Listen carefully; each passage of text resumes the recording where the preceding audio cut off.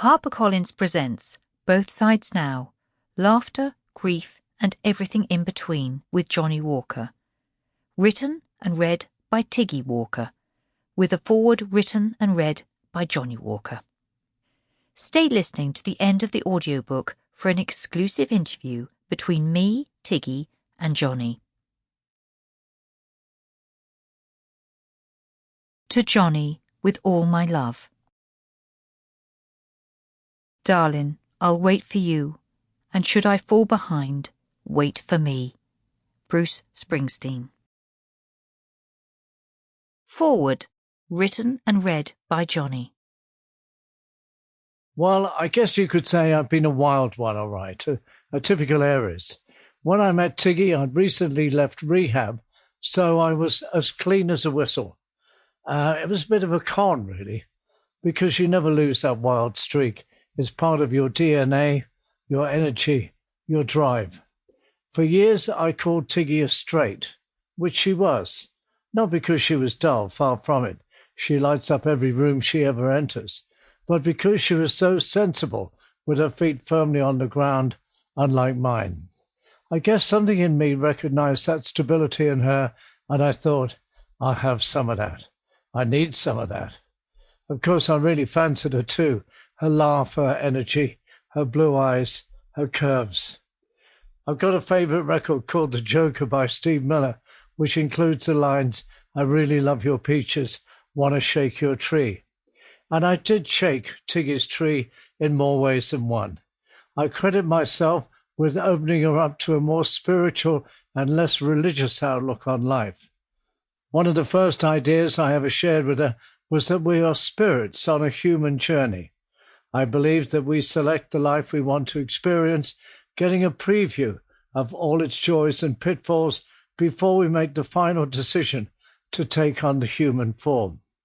Each human journey teaches us new lessons, until one day your soul has learned all it needs to from the human experience. Tiggy chose a tough life, marrying me.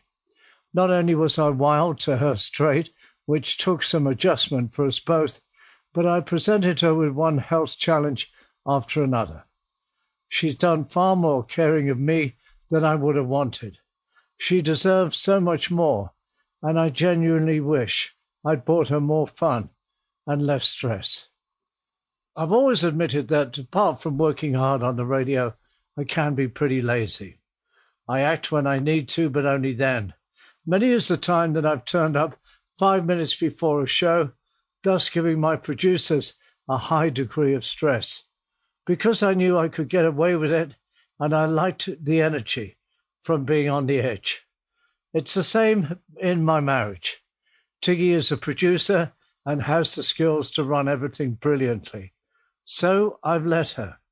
As she says, I only work when there's a gun to my head or a mic in front of my mouth. Got to say I've been bloody lucky, although I do think I've worn her out, which I feel bad about. She'll have a good rest when I'm gone. I wished I'd earned more too. I would have loved to have treated her to lavish holidays and amazing restaurants, both of which she would have adored.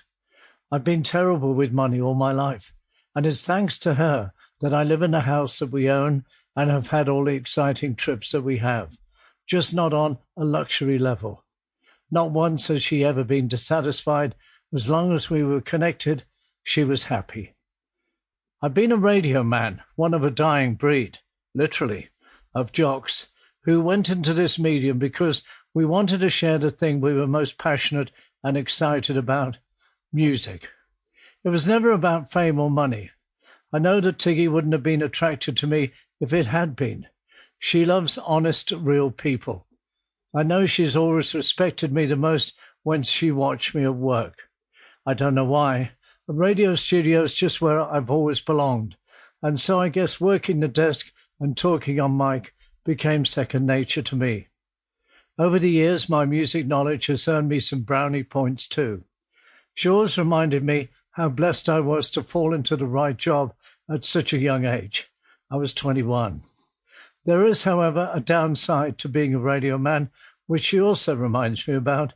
We're in the driving seat, often alone. Sample complete. Ready to continue?